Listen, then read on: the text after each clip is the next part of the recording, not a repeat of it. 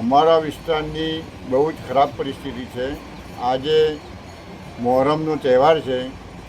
આજ રાતે આખી રાત તાજિયા ભરવાના છે.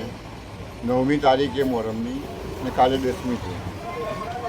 15 દિવસ પહેલાં એમને નગરપાલિકામાં ચીફ ઓફિસરનું હેડિંગથી લખીને આપ્યું છે કે મોહરમનો તહેવાર આવતો હોય અમારા વિસ્તારોમાં ખાડાનું પુરાણ કરાવવું, સફાઈ કરાવીને દવાનો છંટકાવ કરાવવો અને પાણીની વ્યવસ્થા કરવી. બરાબર. તેમ છતાં આજે તારીખ 9મી છે. આજે રાતે તાજિયા ભરવાના છે અને ઠેર ઠેર ખાડા એમને એમ છે. કોઈ દવાનો છંટકાવ કરાવેલ નથી ને અમારા મુસ્લિમ વિસ્તાર માટે કોઈ પણ જાતની સુવિધા કરેલ નથી. અને એ જ ભાજપની બોડી હાલ ચાલુ જ છે ને કોઈ કામગીરી કરેલ નથી.